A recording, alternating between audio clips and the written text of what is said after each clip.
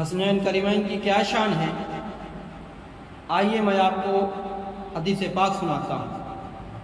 حضور اقدس صلی اللہ تعالی علیہ وسلم ایک مرتبہ خطبہ دے رہے تھے مسجد نبوی میں، اور خطبہ کے درمیان حسنین کریمین امام حسین امام حسن رضی اللہ تعالیٰ عنہ،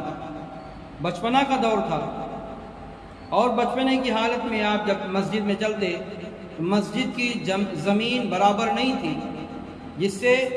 آپ گر پڑتے، پھر اٹھتے، پھر چلتے، پھر گر جاتے۔ یہ منظر دیکھ کر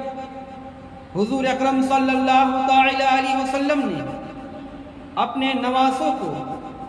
جب یہ حالت دیکھی تو خطبہ روک کر میرے آقا صلی اللہ تعالی علیہ وسلم اپنے نواسوں کو اٹھا لیتے ہیں گود میں، اور فرماتے ہیں کہ بے شک اللہ تبارک و تعالی نے جو فرمایا کہ اولاد تمہارے لیے مال اور اولاد تمہارے لیے آزمائش ہے، میں اپنے نواسوں کو زمین پر گرتے اور چلتے دیکھا تو مجھ سے گوارا نہ ہوا، میں خطبہ دے کر میں ان کو گود میں اٹھا لیا۔ اللہ اللہ، سبحان اللہ۔ اور آقا صلی اللہ تعالی علیہ وسلم نماز ادا فرما رہے تھے، جب آپ سجدے میں جاتے ہیں، امام حسین رضی اللہ تعالی عنہ آپ کے پشت انور پر سوار ہو جاتے ہیں، اور آپ اپنے نماز امام حسین کے خاطر سجدے کو لمبا کر دیا، تو کافی دیر کے بعد جب امام حسین پشت سے، پیٹھ سے نیچے اترے تو آقا صلی اللہ علیہ وسلم سجدے سے سر کو اٹھایا، اور جب سر کو اٹھایا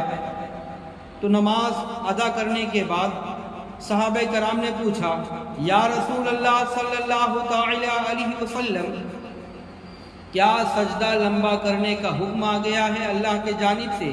تو میرے آقا صلی اللہ تعالی علیہ وسلم نے ارشاد فرمایا، اے میرے جانثار صحابہ، سجدہ لمبا کرنے کا حکم نہیں آیا، بلکہ میرے پشت پر امام حسین سوار ہو گئے تھے، اگر میں سجدے سے سر کو اٹھاتا تو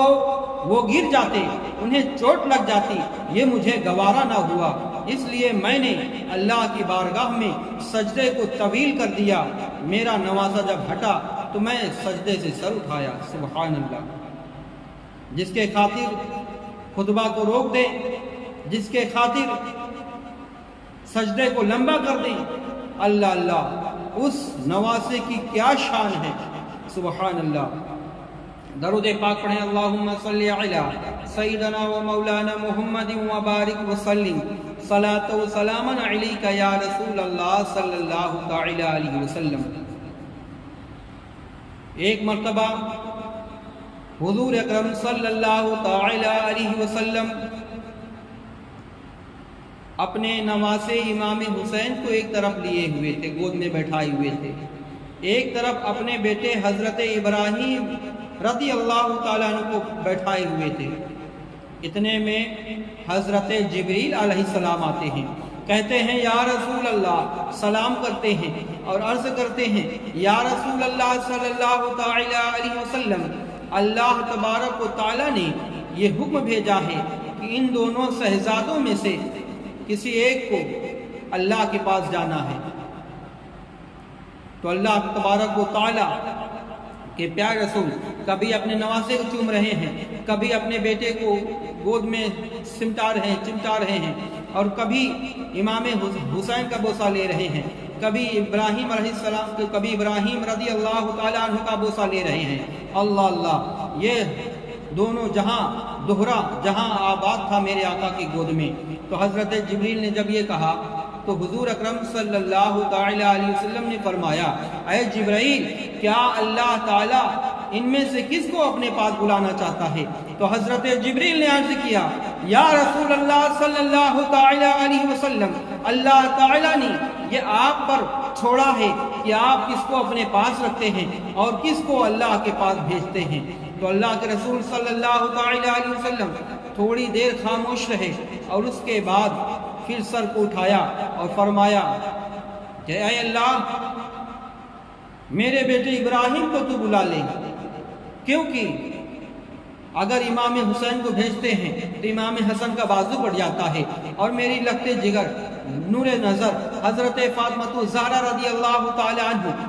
عنہا وہ تڑپ جائیں گی اور ان کو میں اداس نہیں دے سکتا۔ یا پروردگار عالم، میں اپنے بیٹے کی جدائی کو برداشت کر سکتا ہوں، مگر اپنے نواسے کی جدائی برداشت نہیں کر سکتا، کیونکہ میری لخت جگر فاطمہ اگر کو تکلیف ہوگی، وہ روئے گی تو مجھے بھی تکلیف ہوگا۔ اللہ اللہ، جس کے خاطر حضور اکرم صلی اللہ تعالی علیہ وسلم نے اپنے بیٹے ابراہیم کو اللہ کی بارگاہ میں پیش کر دیا، تو اس نواسے کی کیا شان ہوگی؟